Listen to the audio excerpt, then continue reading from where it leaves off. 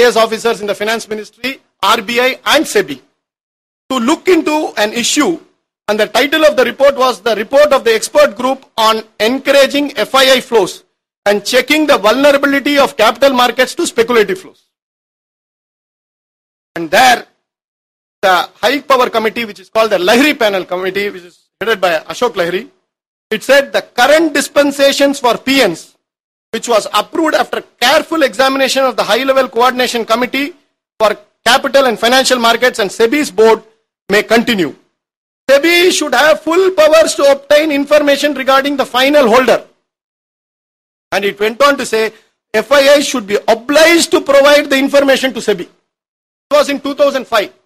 In 2008, the Goldman Sachs case, it was proved that no legislation was brought in for 3 years.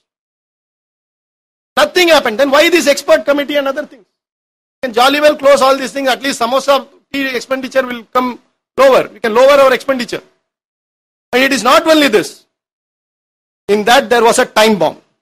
The time bomb was provided by a very honest officer of RBI. The RBI said, I will quote this.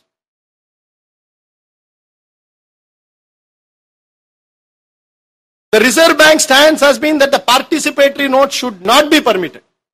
When? In 2005.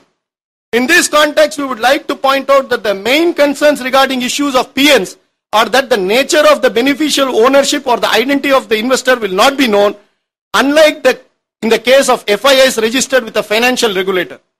Trading of these PNs will lead to multi-layering, which will make it difficult to identify the ultimate holders of participatory notes. Both conceptually and in practice, restriction on suspicious flows enhance the reputation of the market and lead to healthy flows. We therefore reiterate that the issue of participatory notes should not be permitted. RBI in 2005 as a dissent note. Have you ever heard an RBI dissenting from a government committee? I have not heard. Seniors will bear me out on this. But this was emphatic. Not only this was not a mistake on part of RBI. In 2006, there was a Tarapur committee report. Tarapur committee report said capital account convertibility you bring in, but before that, see that participatory notes are winded. There is no participatory notes. No action on these. Not only this, there is something very funny what RBI goes on to say. It says this report is about vulnerability and what volatility created on the markets. It says, in view of macroeconomic implications, impact on financial stability, especially on exchange rate and fiscal vulnerability, apart from monetary management, a special group may be constituted to study measures to contain large volatility in FII flows as a priority. The recommendations of such a special group may be finalized and further actions considered together. Such a package is necessary since the present report does not address the issue of volatility comprehensively. In other words, it said, this expert group does not have the expertise. Mysore Bondala, Mysore Rikadu. Expert group la expertise illa. Simple. So this issue, if you look at it very simply, that what is RBI fearing? RBI is involved in exchange rate management. RBI is involved in rupee management, currency management.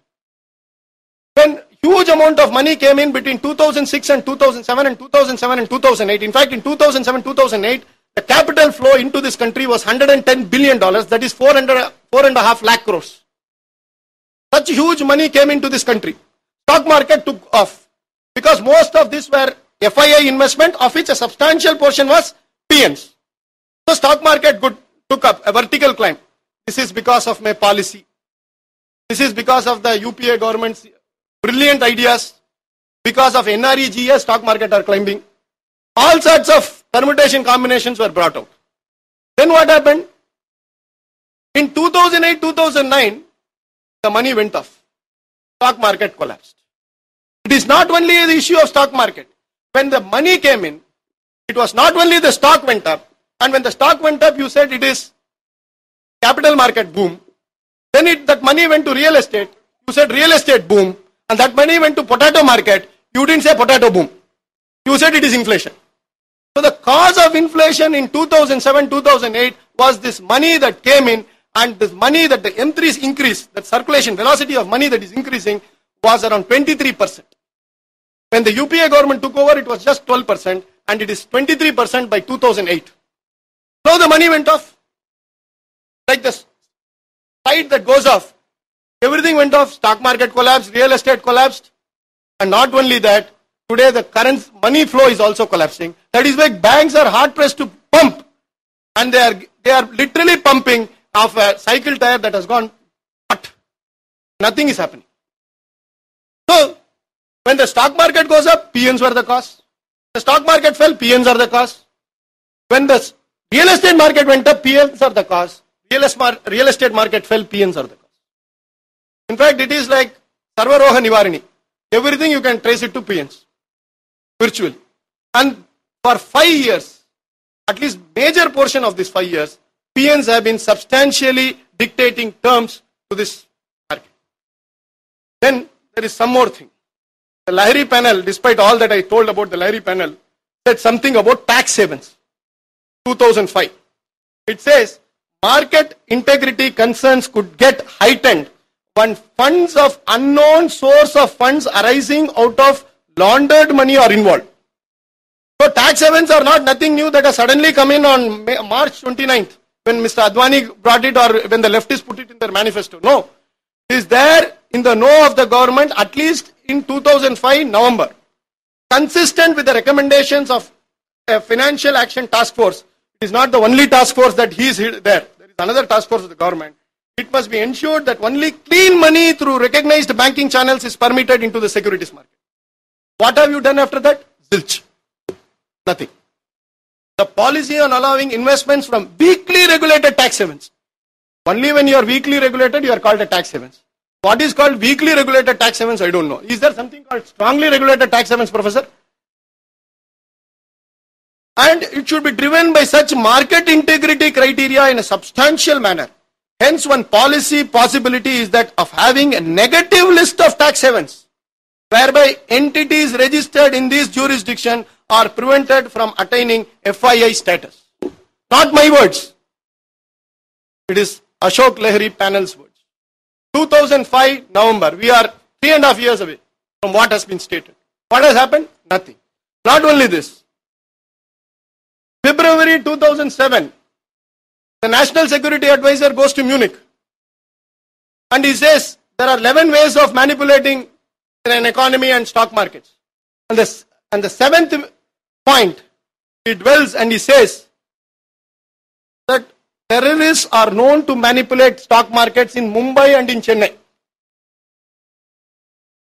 was dismissed as a hypothetical positioning, not a factual reporting.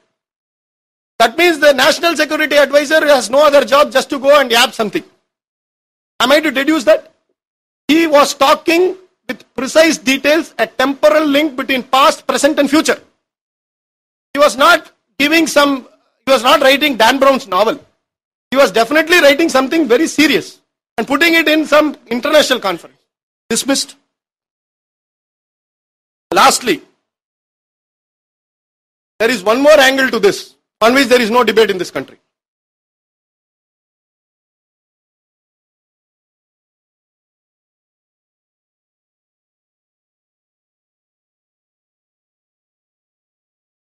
If you bring this money from some other tax havens into Mauritius, and from Mauritius into India, it is doubly blessed, both by Shiva and by Vishnu, so that you don't have to pay any taxes in India, but you have to pay taxes in Mauritius, and in Mauritius the tax rate is 0. So you can get away. This is called double tax avoidance agreement with Mauritius. In fact, there are a lot of chartered accountants here. We have discussed this till cows come home. How to deal this treaty shopping,